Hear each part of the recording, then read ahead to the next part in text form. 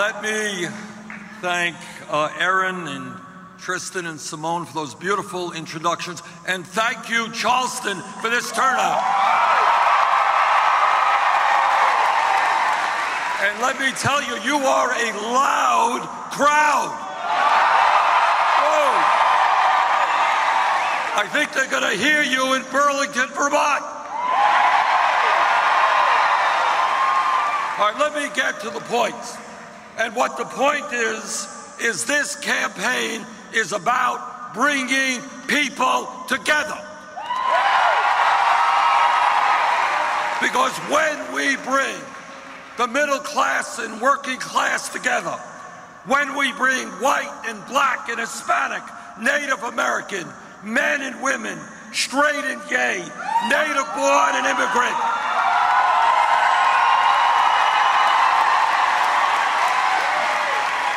when we bring our people together, there is nothing that can stop us from transforming this country.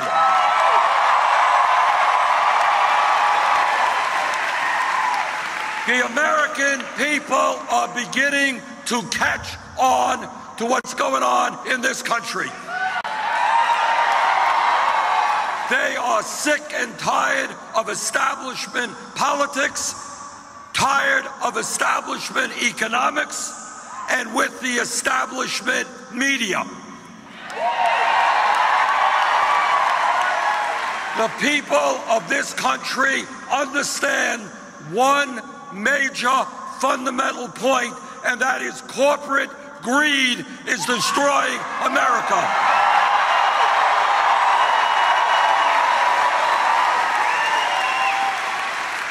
They understand that it is immoral, that it is unsustainable, that almost all of the new wealth generated in this country is going to the top 1%, and you and I together are going to change that.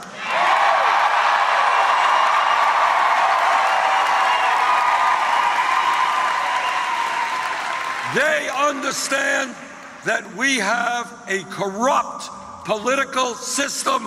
When billionaires are able to buy politicians, we are going to change that too.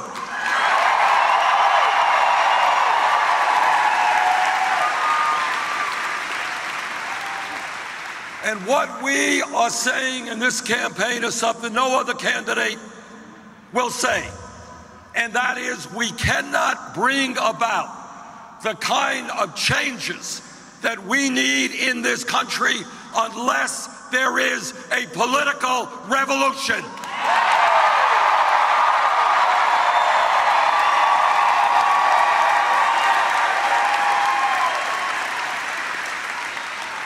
And what the American people are saying loudly and clearly is that this great country of ours, our government, belongs to all of us, not just a handful of billionaires.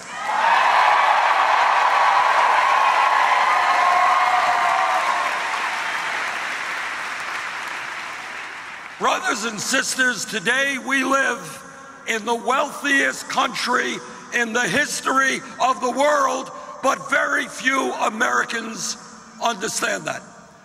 And the reason they don't understand it, the reason they don't feel it, is that almost all of that wealth and all of that income is going to the few. Our job together is to create an economy that works for working families and not just the people on top.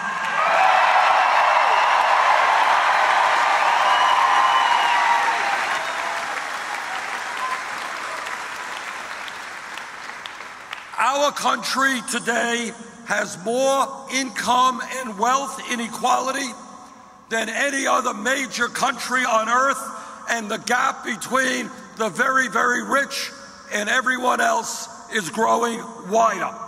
We have more income and wealth inequality today than at any time since the 1920s. The issue of wealth and income inequality is the great moral issue of our time, the great economic issue of our time, the great political issue of our time, and together we are going to address it.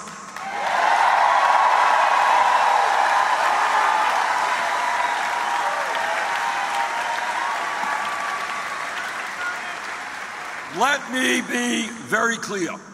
There is something profoundly wrong when the top 1/10 of 1%, 1/10 of 1%, own almost as much wealth as the bottom 90%.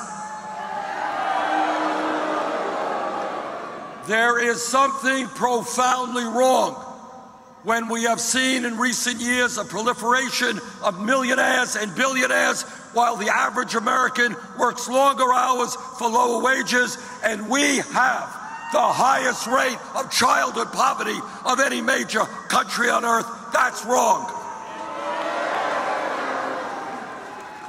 There is something profoundly wrong when one family, the Walton family of Walmart, owns more wealth than the bottom 40% of the American people. We have had enough.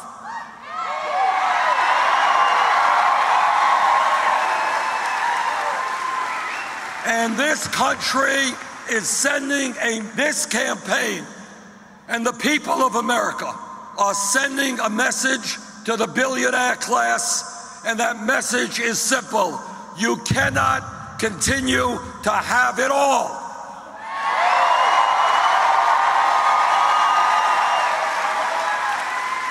You are not. Corporate America and the billionaires are not going to continue to get huge tax breaks when children in America go hungry.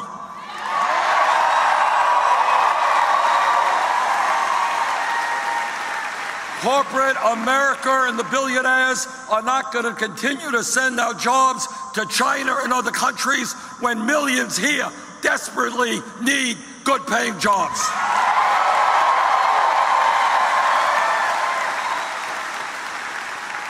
Corporate America and the billionaire class are not going to put their billions in profit in the Cayman Islands to avoid paying their fair share of taxes.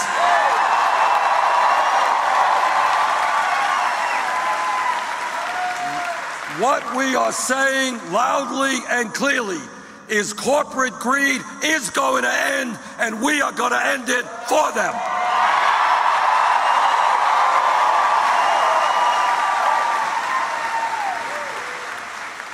And let me tell you how income and wealth inequality not only impact every state in America, my state of Vermont, but let me tell you how it impacts right here in South Carolina.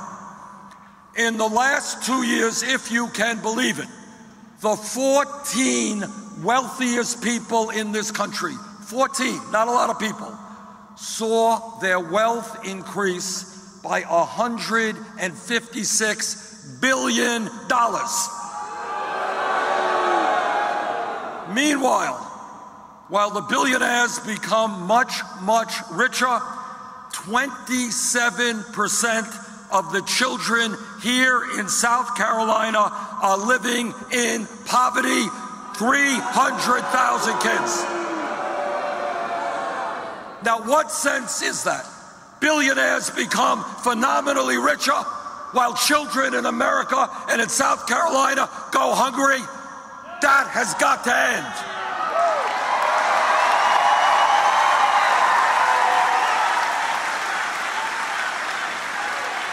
And let me be very clear.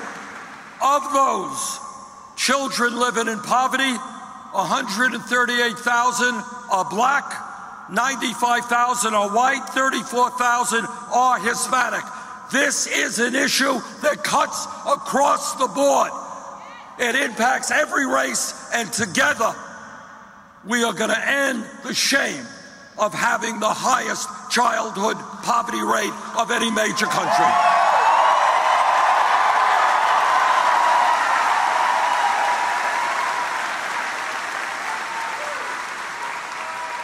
No country which is proud, no country which is great turns its back on its children. No country, no proud country leaves kids without enough food to eat, without decent child care, without decent education, without decent housing.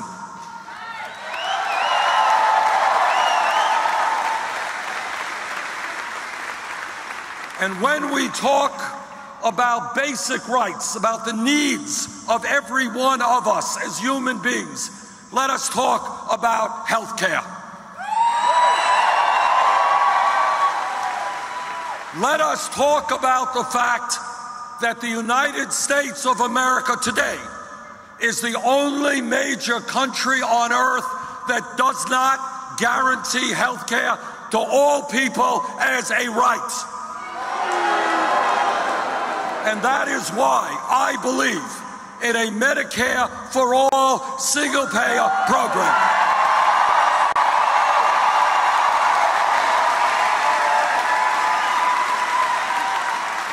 I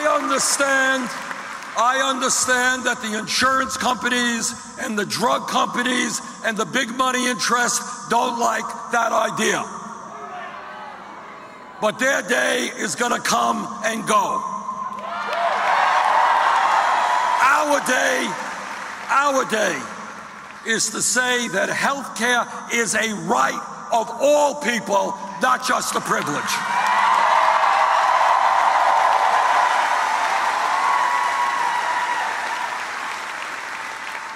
Now, I believe in a Medicare for all single-payer program. Unfortunately, my colleagues in Congress at this moment do not. But what we did a few years ago is we passed, as you know, the Affordable Care Act.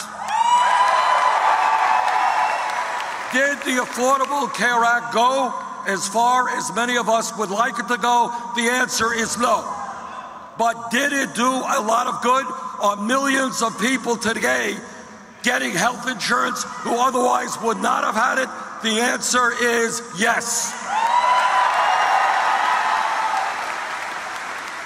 The Affordable Care Act, as an example, has cut Arkansas's uninsured population almost in half. It has reduced the number of uninsured in Kentucky from 20% to 12%. That is not a small thing. But in South Carolina, over 200,000 people would gain health insurance if the governor and legislature of this state would allow for the expansion of Medicaid as provided for in the Affordable Care Act.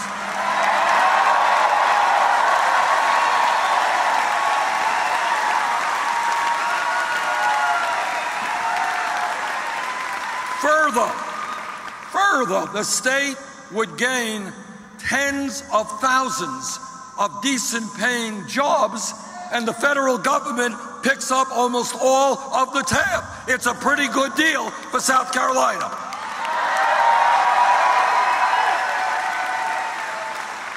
In my view, it is totally wrong. It is terribly wrong to allow a rigid right-wing ideology to stand in the way of hundreds of thousands of people getting health care they desperately need.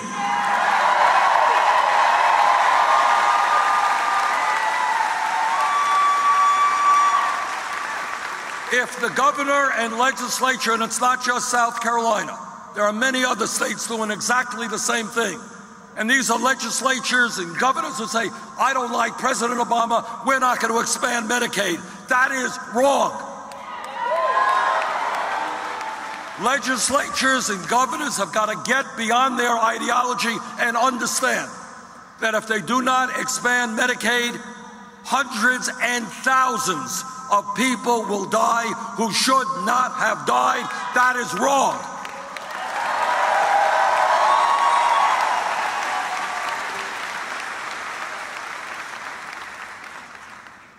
Now, when we talk about the economy, it's not just health care and it's not just income and wealth inequality. It is also the fact that real unemployment in this country including those who have given up looking for work and are working part-time, is over 10%. We have a jobs crisis. We have an unemployment crisis. And let me tell you something that very few people talk about, and I will continue to talk about it, and that is youth unemployment.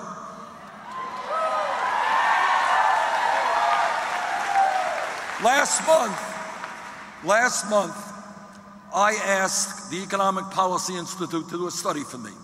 I asked them to take a look at kids who are high school graduates between the ages of 17 and 20 and what their unemployment and underemployment rates were.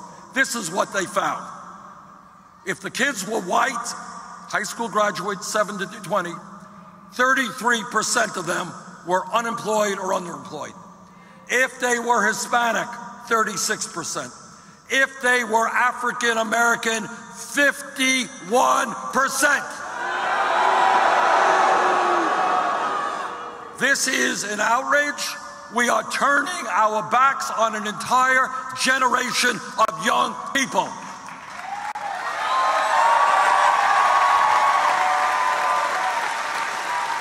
And let me tell you something else. We have in America, shamefully, outrageously, more people in jail than any other country on earth. China, that's right. China, as you all know, is a country much, much larger than we are. China is a communist, authoritarian country. Pretty tough stuff over there. We have more people in jail than China. And let me tell you this also. If anybody here does not believe that there is a direct connection between 5.5 million young people in this country who have no jobs and who are not in school, if you think there is not a connection between that reality and the fact that so many of our young people are in jail, you would be sorely mistaken.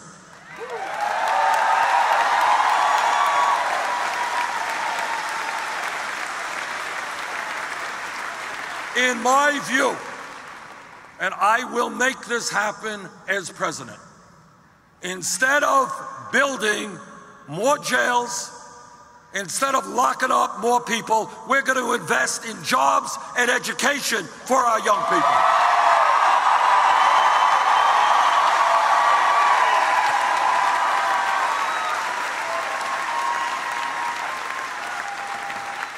We do not want to live in a country which has more people in jail than any other country. We want to live in a nation which has the best educated population in the world.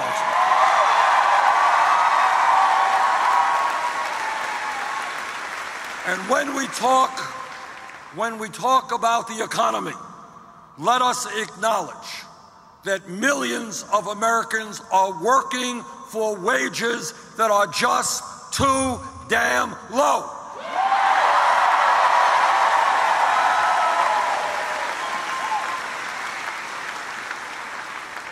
The federal minimum wage of $7.25 an hour is a starvation wage. We need to move toward a national living wage, $15 an hour over the next few years.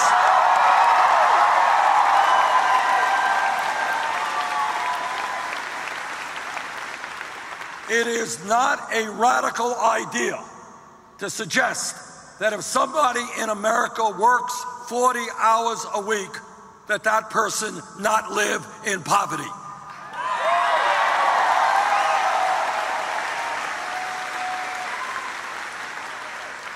And when we talk about wages, let me ask all of the men who are here tonight to stand with women and fight for pay equity for women workers.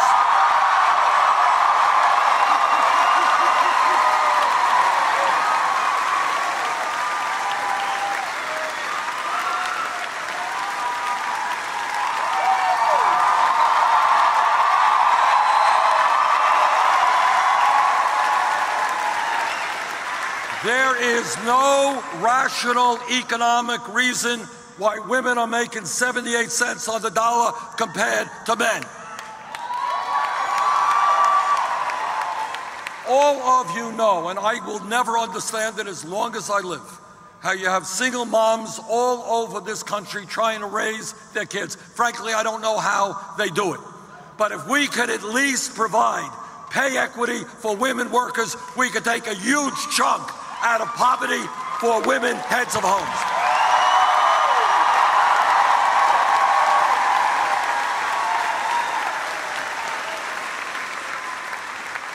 Now, I know that here in South Carolina, you got a lot of politicians coming through your state. And some of my Republican colleagues, oh, they're very big on family values. Oh, they just stay up nights worrying about families. But you know and I know what they mean by family values. What they mean by family values is that a woman should not be able to control her own body. I disagree.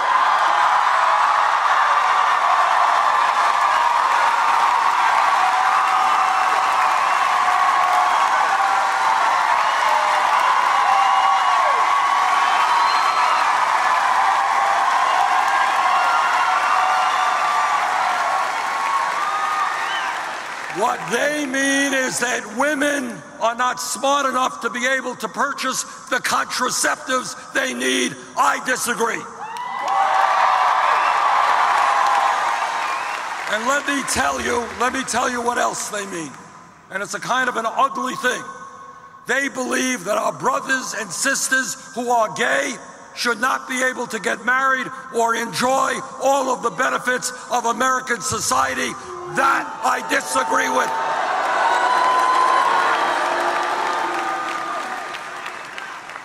I have 4 great kids, 7 grandchildren, and Jane and I have been married for 27 years.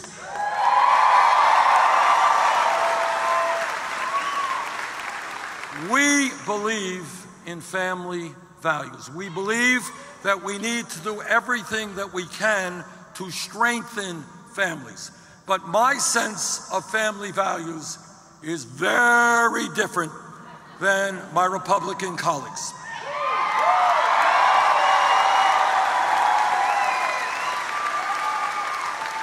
When I talk about family values, I am talking about ending the international disgrace of America being the only major country on earth that does not guarantee family and medical leave to our people.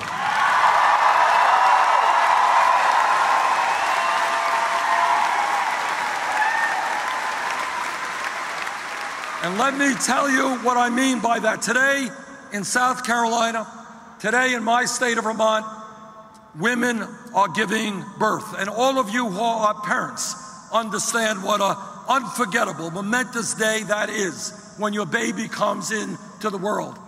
And it's a pretty big day for the baby as well. But here's the story. In Vermont and in South Carolina, if that woman, that family have decent incomes, mom can stay home with that baby for weeks and months, get to know and love and nourish that baby in the most important time of that baby's life.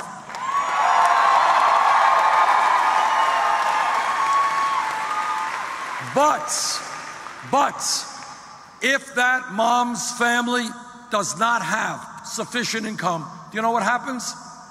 That baby is separated from mom because mom has to go back to work in 5 days or 10 days. That is wrong. That is not a family value. And that is why I will fight to make sure that every family in America gets 3 months of paid family and medical leave.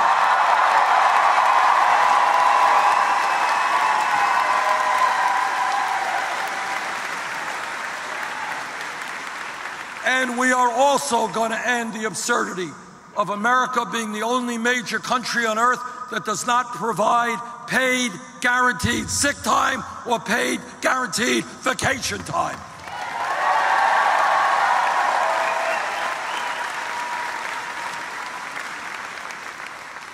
If real unemployment in America is over 10%, if youth unemployment is 30, 40, 50%, it is clear to me that the United States government must develop a major federal jobs program to put our people back to work.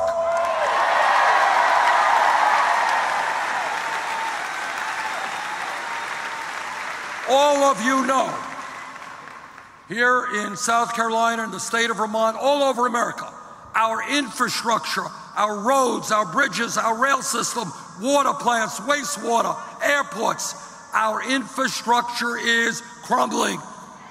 I have proposed $1 trillion investment. Let us rebuild our infrastructure, put 13 million people back to work.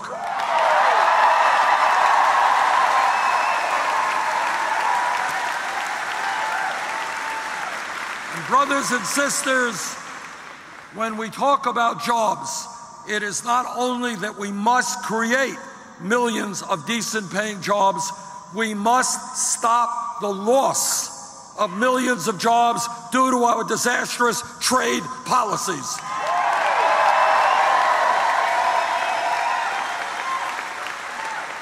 South Carolina has been hit by disastrous trade policies, so has Vermont, so have states all over America. You are looking at a United States Senator and a former congressman who voted against NAFTA, CAFTA, permanent normal trade relations with China.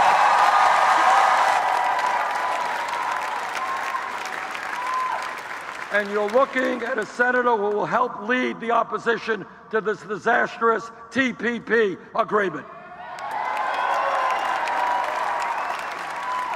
Look, here's the truth, the simple truth. Corporate America wants us to buy their products. Go home, turn on the TV, and that's what they want. If corporate America wants us to purchase their products, it's high time for them to manufacture those products here in America, not in China.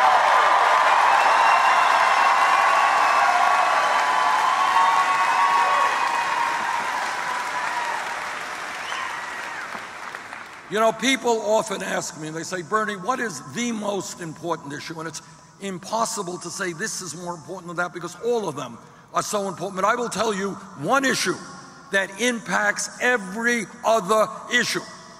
5 years ago, as most of you know, by a 5-4 decision, the Supreme Court of the United States dealt poorly with the Citizens United case. And what the court said in their disastrous decision, this is what they said. They said to the wealthiest people in America, you already own much of America. You own the economy. Now we're going to give you the opportunity to purchase the United States government.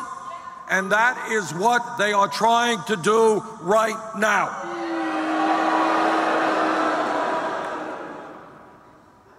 The American political system today, as a result of Citizens United, has been totally corrupted, and the foundations of American democracy are being undermined.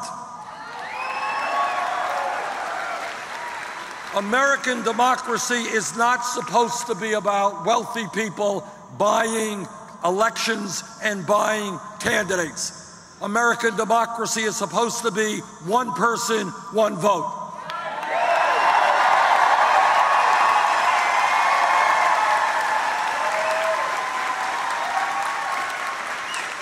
I've not made many campaign promises so far, but let me make one to you right now.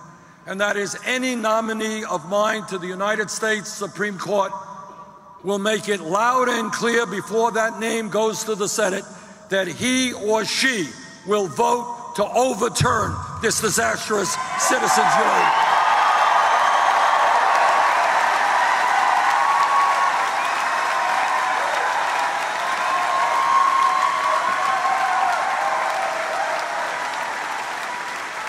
But we have got to go even further than that.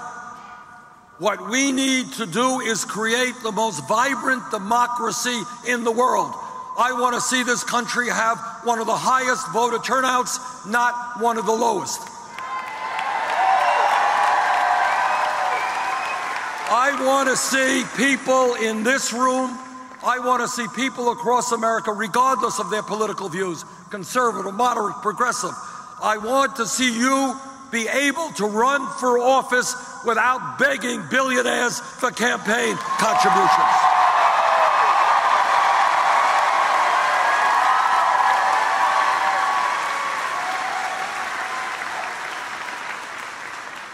And when we talk about democracy, and when we talk about one person, one vote, together we are going to end this outrageous voter suppression that is taking place all over this country.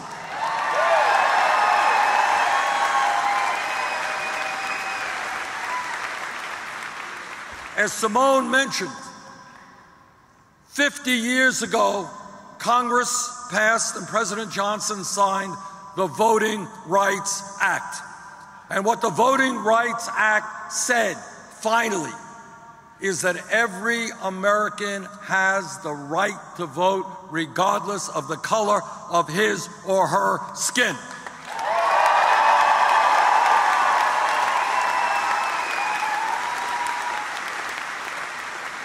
But as Simone just reminded us, 2 years ago, the Supreme Court gutted one of the most important provisions of the Voting Rights Act. And literally, hours after the Supreme Court made its decision, Republican governors and attorney generals and legislatures began to go to work to figure out how they could deny poor people and people of color and old people the right to vote. That is an outrage.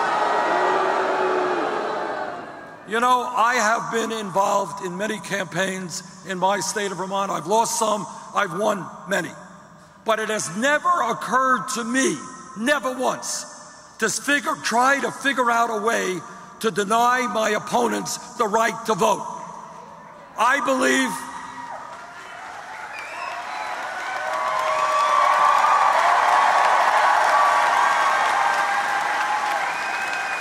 in America, you are supposed to win elections based on the strength of your ideas, not by keeping people from voting.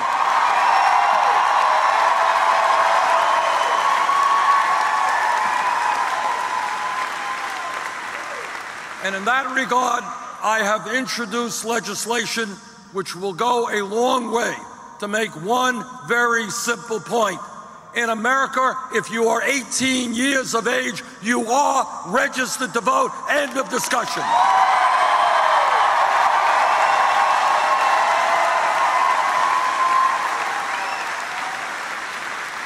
And let me further tell you that people who do not have the guts to campaign on their ideas, people who think the only way they can win is denying others not to vote, these people are political cowards. They should get another job.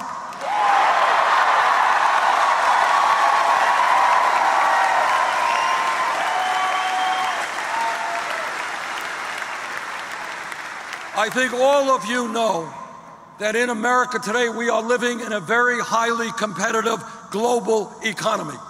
And if our economy is to succeed now and in the future, we need the best educated workforce in the world.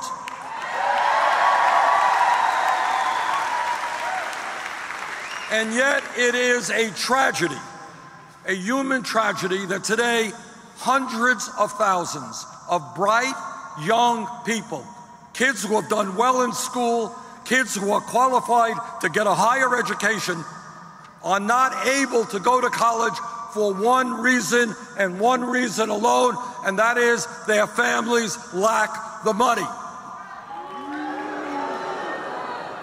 That is not what America is supposed to be about.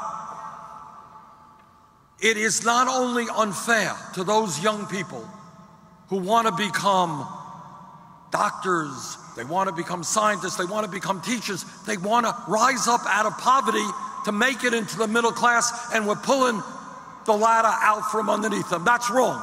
But it is even stupider if we talk about the future of America, where we need all of the bright people we can have in order to make our economy strong and grow jobs.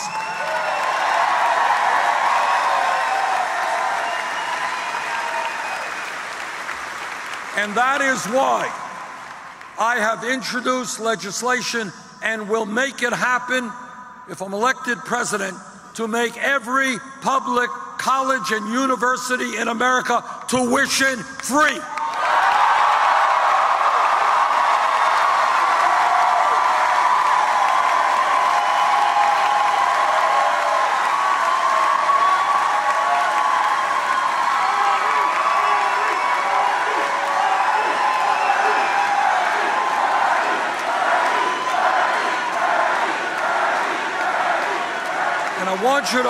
I want you all to understand the ramifications of what that means. It means not only that life will be easier financially for those people who go to college, that's obvious, but it means something more profound than that.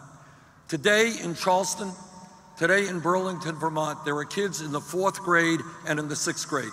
Like my family, their parents never went to college. They don't know anybody who went to college. The idea of going to college is beyond their wildest expectations. I want those kids to know that if they do their homework, if they take school seriously, they will be able to go to college regardless of the income of their families.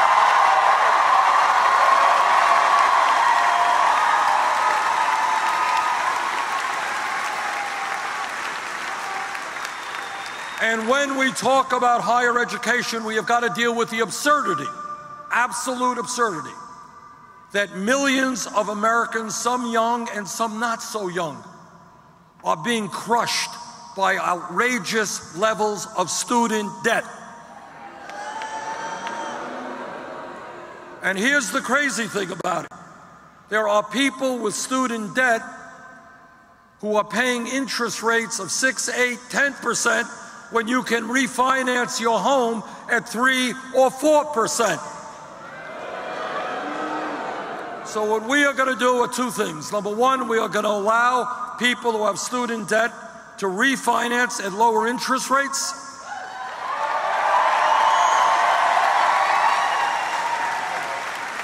And second of all, we are going to get the United States government out of profiteering in student debt.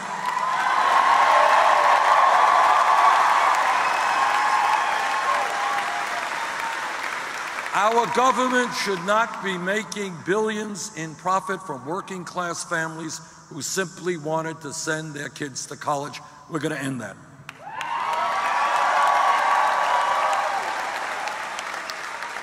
And when we talk about our responsibilities as human beings, as parents, as adults, there is nothing more than I can think of that's more important than making certain that we leave this planet to our children and grandchildren in a way that is habitable.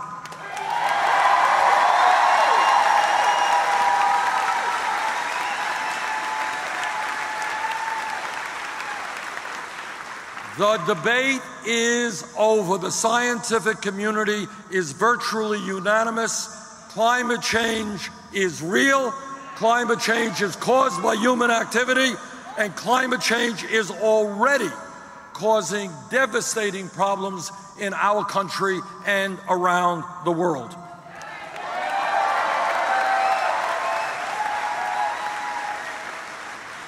And what the scientists tell us, and this is really serious stuff, is we have a small window of opportunity, basically a few years, to get our act together, to transform our energy system, or else by the end of this century, the planet Earth will be 5 to 10 degrees warmer. More drought, more flood, more extreme weather disturbances, more acidification of the ocean, more rising sea levels, and the CIA tells us there'll be more conflict around the world as people fight over limited natural resources.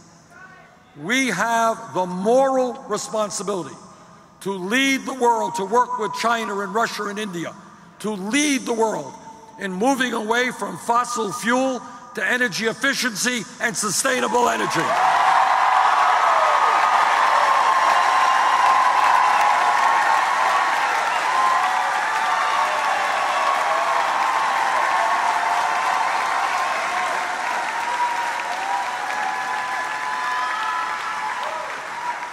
I am, brothers and sisters, I am the ranking member, leader of the opposition on the Democratic side on the Budget Committee.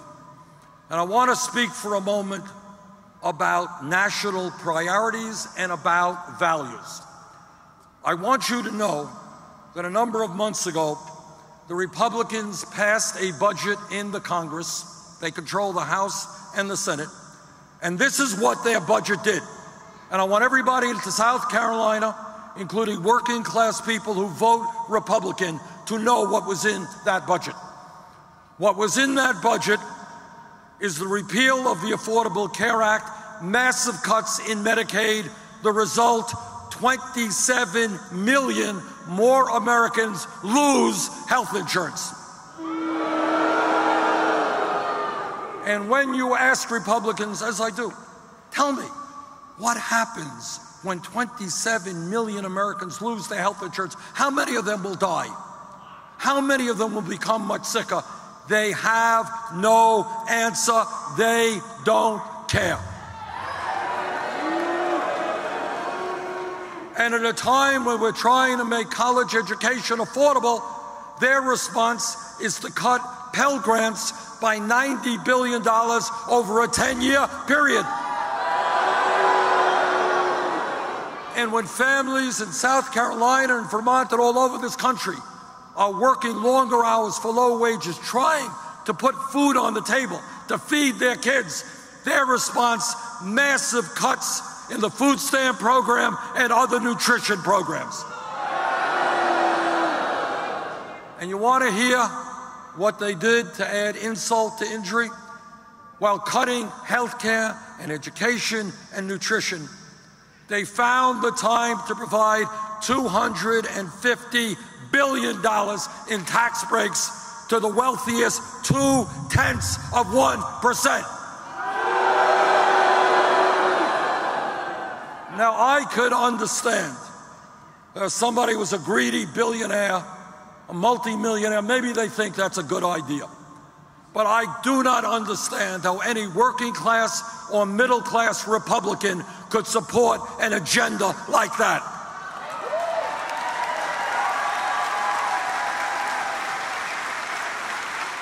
And our job in this campaign, maybe the most important thing we can do, is to get people in America, working people, middle class people, low income people, to stop voting against their own best interest.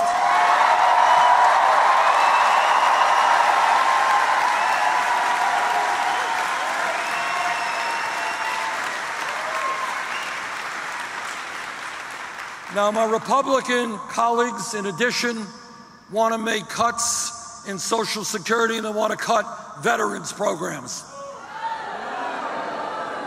So let me tell them that not only are we not going to cut Social Security, we're going to expand Social Security benefits.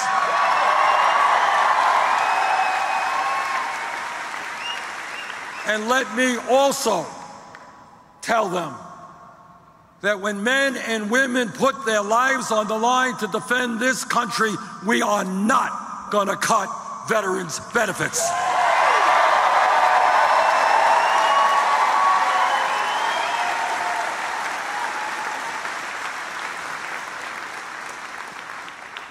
And when we talk about making our country the kind of country we know that it can be, we must be very clear that we are going to end institutional racism, and we are going to transform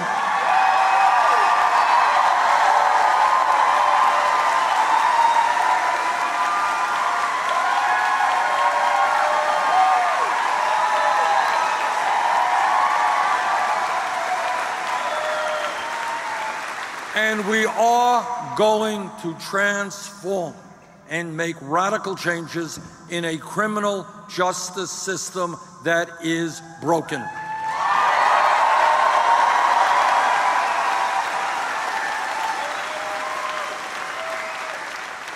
Now here is the good news, and then we'll get to the bad news, and then we'll get to what we're going to do about it.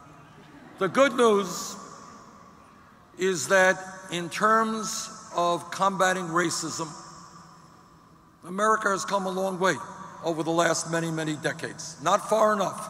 But if we were sitting here 30 years ago and somebody said, well, you know, I think in 2008, people of the United States are going to overcome hundreds of years of racism, and that we would be electing an African American as president of the United States, nobody here would have believed it. But in fact, in 2008, the American people looked beyond the color of a candidate's skin, looked at his ideas, and voted for Obama for president.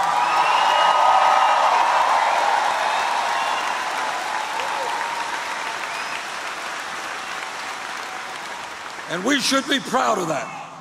But the bad news is, as everyone in this room knows, that racism still remains a much too real part of American society. No one can deny that. And in that regard, I am not just talking about the sickness of a man who could walk into a Bible study class in Charleston, pray with people in that room, and then take out a gun and kill 9 people. That is literally impossible to comprehend. And I'm not just talking about the hundreds of hate groups that exist in this country today, whose only function, I mean, it's hard to imagine, their only function is to foment hatred of African Americans or immigrants or gays or Jews. Can you imagine a group whose only function in life is to foment hatred? But in addition to all that, we must be clear that when we're talking about racism, we are talking about Sandra Bland, Michael Brown, Rekia Boyd,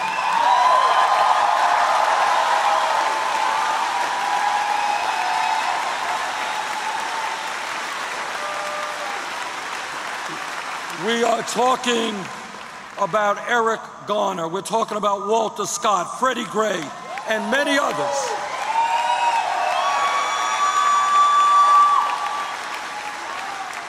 Many, many others over the years whose names we do not know. And these people died unnecessarily and wrongly at the hands of police officers or in police custody. That must change.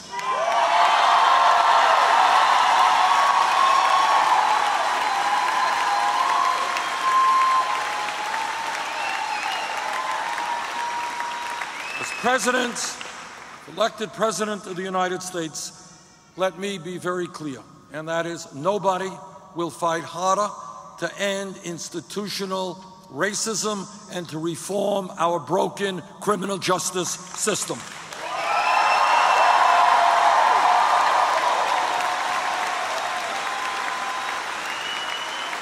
And let me just mention just a few of the things that have to be done in order to transform our criminal justice system.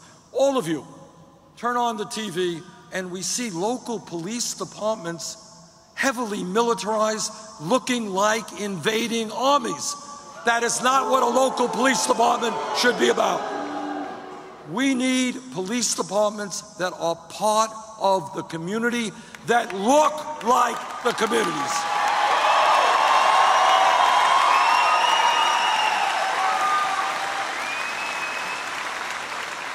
In my view, and I did some of this when I was mayor of Burlington, we need to move toward community policing, where police officers are known in the community, where people can say to them, there's a crack house down the street, where people trust the police, where police know and care for the people.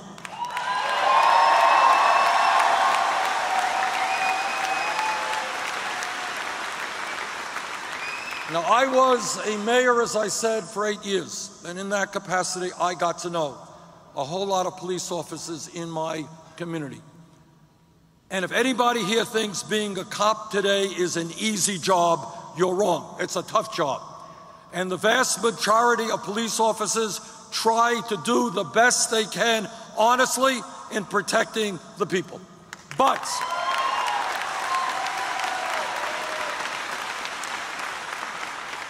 and by the way, many of these police officers are underpaid, they have crazy schedules, and live under enormous stress. That's the truth. But let us be clear that when a police officer, like any other public official, breaks the law, that police officer must be held accountable.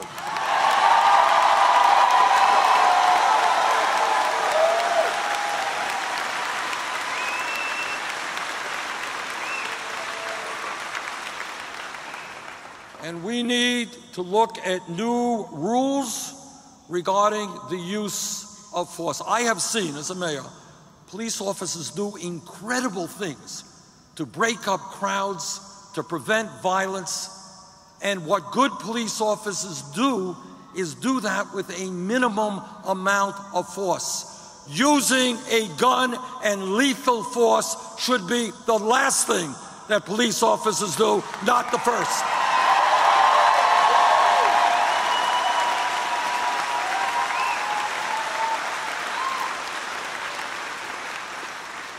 Too many Americans are in jail for non-violent crimes. We need to rethink the war on drugs.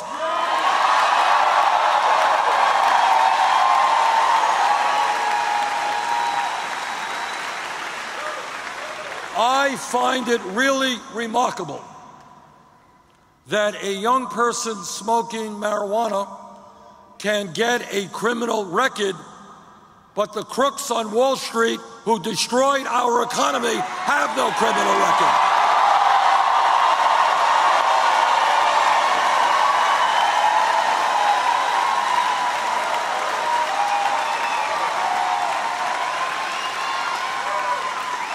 And let me tell you something else that a lot of people around the country have been talking about, and I agree with. And when Congress reconvenes in September, I'm going to introduce legislation to deal with that, and that is to end the absurdity of private corporations making profits by running jails and building jails.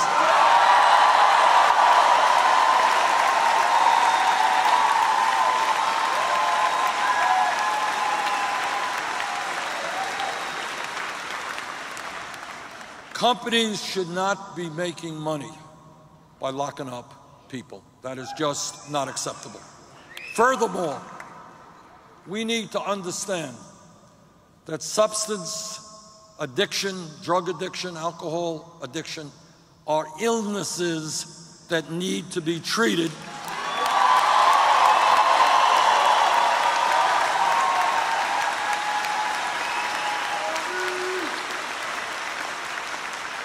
Which is why we must invest in drug courts and medical and mental health intervention.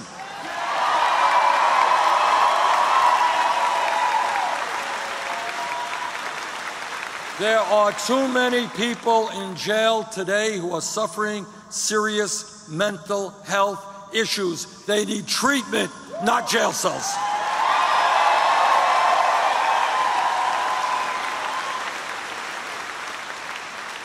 Furthermore, we have a disastrous record in this country of providing a path back to civil life for those people who are in jail.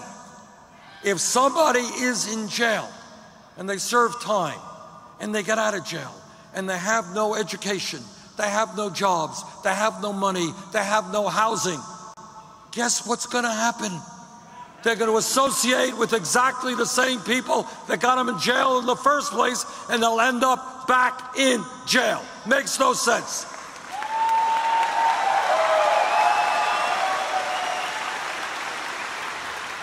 It makes no sense from a human point of view, and it makes no sense from a financial point of view. It costs more money to put people in jail than to send them to the University of South Carolina.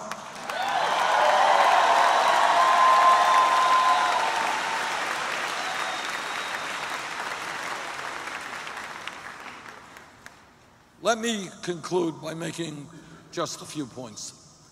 All of you are aware, you wouldn't be here tonight if you weren't, that we live in a nation in which a handful of very, very wealthy people have extraordinary power over our economy and our political life and the media. That's the reality. It can't be denied.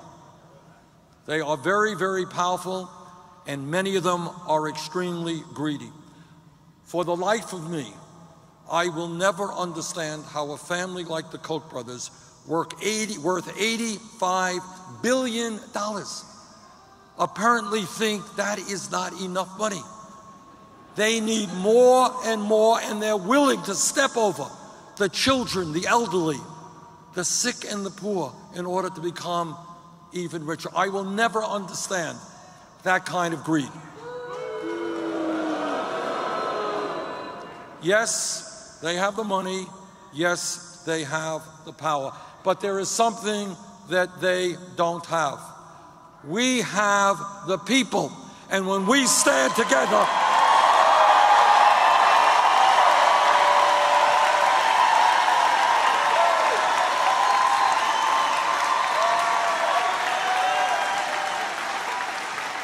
and when we stand together in the wealthiest country in the history of the world, there is nothing we cannot accomplish. What I beg of you, do not think small, think big.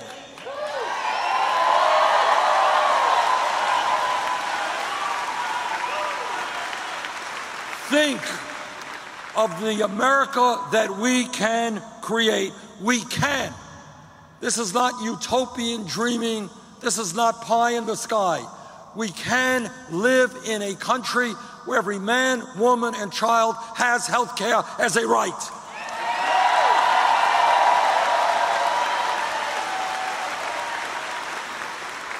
We can live in a country where when mom and dad go to work, they know that their kids are going to get the best child care in the world.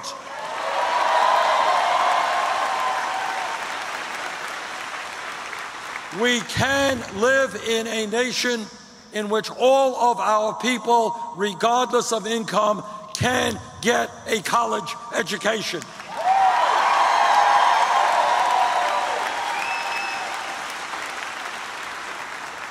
We can live in a nation in which we protect the most vulnerable people, including our seniors. Seniors in America should not have to choose between medicine and food. That's why we're going to raise Social Security benefits.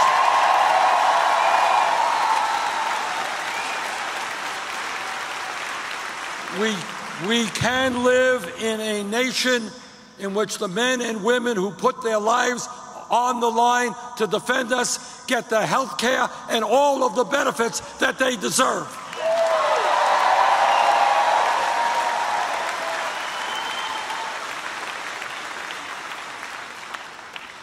We can live in a nation in which everyone, no matter their race, no matter their religion, no matter their disability, no matter their sexual orientation, realizes the full potential of what America is about: equality for all.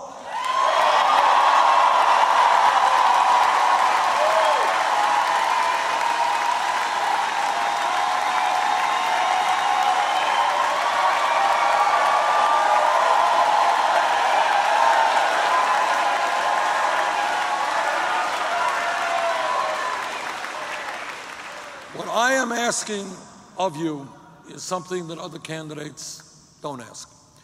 And that is not just to help me win here in South Carolina and to help me win the election. That I am asking. But I'm asking something much more.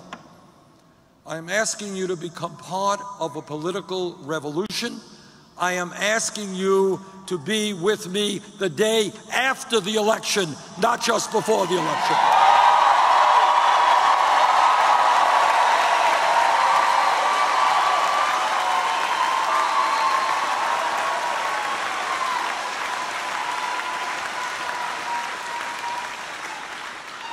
When we bring our people together, when we don't let our opponents divide us by race or sexual orientation, by where we were born, we can transform America and make us the country that all of us know we can become. Thank you all very much.